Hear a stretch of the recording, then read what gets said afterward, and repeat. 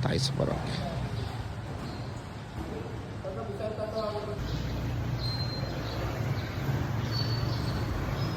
Andito tayo ngayon sa Barangay Sabang, Barangay Hall para mag-request ng letter for the upcoming graduation ball sa March 20, 2025. Bagoy lang. Po ang ating narito sa ating court. Ayan, pwede po bang tumayo at pumalakpak? Sila po ang mula sa grade 11. Sige, pwede na pong muli po, magandang hapon po sa ating lahat. Alam ko pong ang oras ninyo ay mahalaga. Hapon.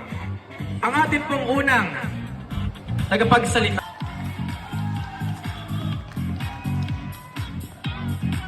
Akala ko this is a classroom based, but so to proceed, ilang kwento ang meron ka kasama sila?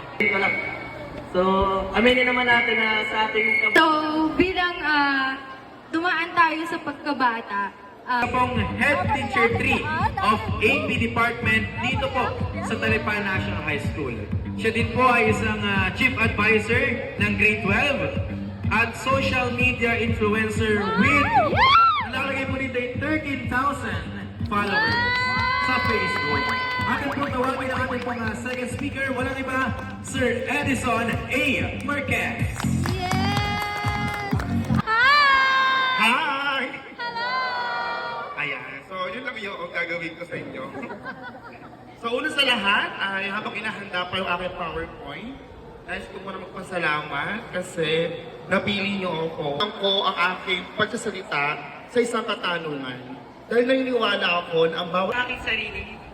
Pero nakalagay dito na mo sa'yo na mali, na sa tingin mo ay bakit ganun nga ba yung itsura ko?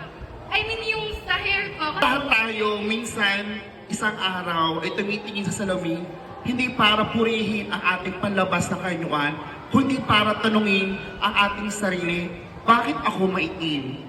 Bakit kulot ang buhok ko? Bakit pango ang ilong ko? Bakit ang laki ng mata ko, and so forth and so on. So ngayong hapon, ang lahat ng mga kapintasan na meron sa atin ay hindi natin itatapon, pagkos ay ating yayakapin, pag-uusapan upang sa huli ay lubusan nating tanggapin kung ano at sino tayo dahil ito ay bigay sa atin ng buong lumika. At dito na po natatapos ang aking talk. High-tech na. Hindi lang tayo nakabakay sa kung ano nakikita natin sa salamin, kung hindi minsan tinitingnan natin ang tunay at standard ng kagandahan gamit ang social media. Natin ang platform ng social media upang mas lubusan nating matanggap ang ating mga sarili. Sabi nga ni Vice Ganda, allow me to quote, let us embrace our flaws because those flaws will define us who we are today. Sa social media ay totoo. Those things that we see in social media sometimes ay ilusyon. Pero bakit natin tinatanggap? Bakit natin pinipilit na yun ay totoo? Kasi yun yung mga bagay na bibigay sa atin ng kasiyahan.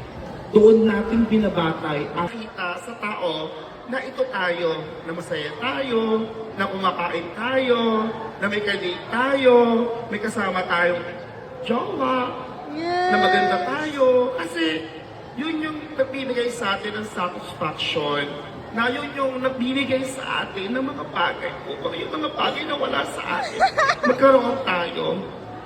Pinapaniwala natin yung sarili natin dun sa mga bagay na yun.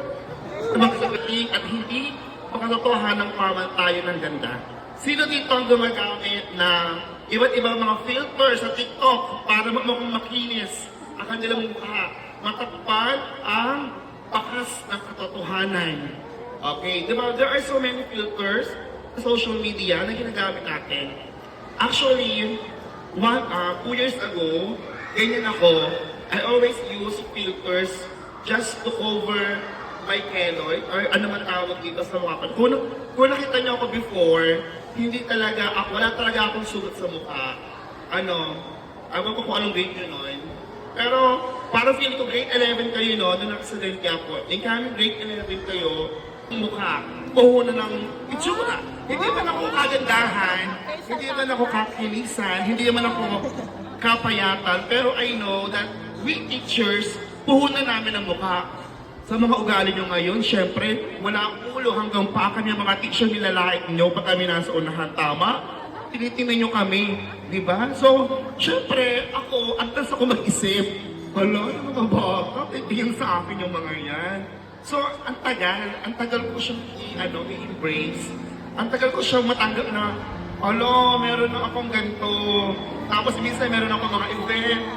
Ayan, so ang hirap. So, minsan gumagamit ako ng filters, in-edit ko yung mukha ko para hindi maging halata. Tapos dapat yung camera ko, malayo ako sa camera, ito yung angulo ko, para hindi kita, and everything. Pero, one time, na-realize ko, sabi, may nagtanong sa akin, bakit hindi mo na tinuloy yung surgery mo? Hindi mo na tinuloy yung tawag dito, pagtatanggal ng keloid. Sabi ko, ayoko na. Kasi pinaghirapan ko to. This mark will give me pain. Meron siyang binigay ng pain. Meron siyang binigay na lesson. So, just embrace na lang. Hindi ka naman siguro ikakabawas ng aking ganda kung mayroon ako ditong keloid. Kasi ang tunay na kagandahan nasa puso at sa pagiging mabuting tao ka. At least I have my trademark. O ito na, di ba? So, yun yung ibig kong sabihin. Yung filters, editing, ay hindi makatotohanan ng pamantayan ng ganda. Ilusyonante dun sa mga filters. Kaya nga silang filter pinifilter lang nila yung mga bagay na hindi maganda sa atin. What if yung mga bagay na hindi maganda sa atin, yung pala ang mabibigay sa'yo ng spotlight? Do you know Venus Ra? Ayan. Before, ang mentality natin sa beauty is maputi. But when Venus Ra introduced, bago niya ang konsepto ng kagandahan. Kaya nung sumunod na batch, lahat ng mga beauty queen nakatan. Kailangan maitim, black beauty, etc. So ngayon, you just embrace. Do not filter yourself. Kasi if you filter yourself, alam mo ka kung ano ka, isa kang plastic na lulutang sa dagat. So you should embrace yourself. Ngayon, at sabihin nyo sa kanila, ikaw ay maganda. Ikaw ay... Sa lahat po ay